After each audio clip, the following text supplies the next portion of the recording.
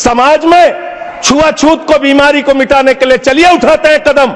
और अगले सत्र में एक बिल लेके आइए, जितने भी हिंदुओं की कमेटियां हैं, ट्रस्ट है, बोर्ड है, उन सारे ट्रस्ट और कमेटियों में 80% आरक्षण दलित, आदिवासी और पिछड़े हिंदुओं को दीजिए।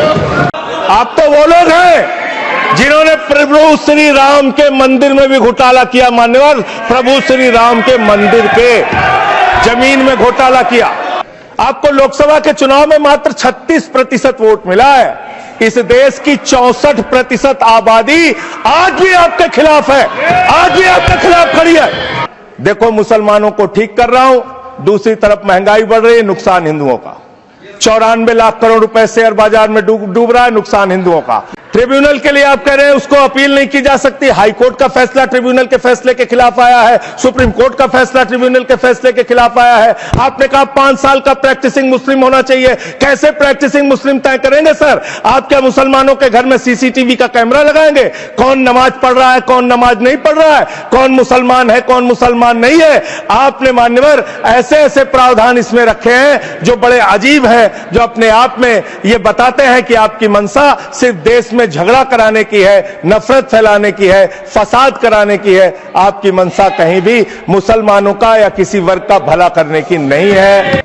हिंदू धर्म के ट्रस्ट में हिंदू को मेंबर होना चाहिए, आपने लिखा, हम इसका समर्थन करते हैं।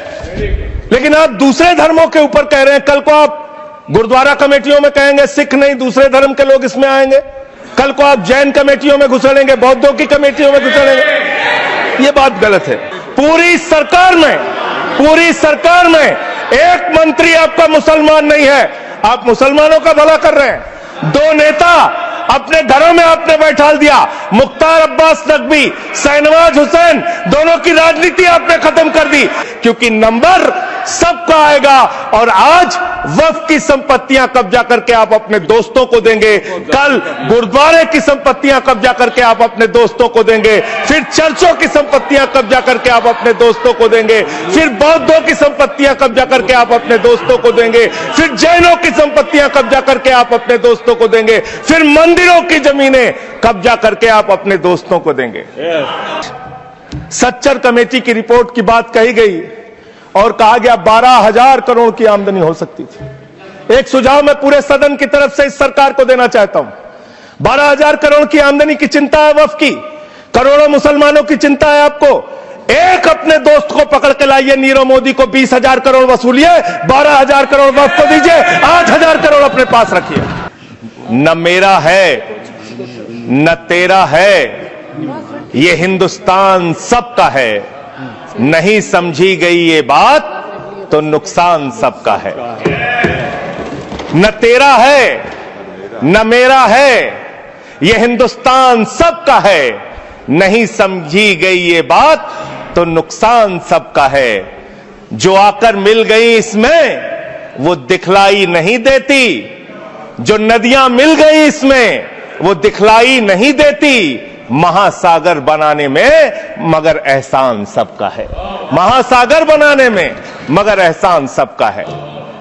मान्यवर, हम लोग बचपन से एक शब्द सुनते आए, सरकार माई बाप। सरकार माई बाप यानी कि जो सरकार होती है वो लोगों की माई बाप होती है, मां की तरह ख्याल रखती है, पिता की तरह ख्याल रखती है। लेकिन अगर कोई सरकार अपने बच्चों को उसका गला घोटने पे उतारू हो जाए तो वो फिर सरकार निष्पक्ष सरकार नहीं है, नहीं है मान्यवर। वो सौतेली मां है, वो सौतेली मां है, उसका व्यवहार सौतेला है। और आज आप जो काम कर रहे हैं इस बिल के माध्यम से, आप बाबा साहब डॉक्टर भीमराव अंबेडकर जी के द्वारा लिखे गए संविधान की हत्या कर रहे हैं। और ये बात मैं इसलिए कह रहा हूं कि बाबा साहब डॉक्टर भीमराव अंबेडकर जी ने संविधान की धारा 26 में लिखा, धार्मिक मामलों के प्रबंधन की स्वतंत्रता, धार्मिक एवं धर्मार्थ उद्देश्यों के लिए संस्थाओं की स्थापना एवं रखरखाव करना, धर्म के मामलों में अपने स्वयं के मामलों का प्रबंधन करना, चल एवं अचल संपत्ति का स्वामित्व एवं अधिग्रहण करना तथा ऐसी संपत्ति का कानून के अनुसार प्रशासन करना। यह अधिकार आपने नहीं दिया, यह अधिकार किसी भारतीय जनता पार्टी के लोगों ने नहीं दिया। यह अधिकार बाबा साहब डॉक्टर भीमराव अंबेडकर जी के द्वारा लिखे गए भारत के संविधान ने दिया मानकर, और आप उस संवैधानिक अधिकार को छीन रहे हैं एक गैर संवैधानिक बिल लाके।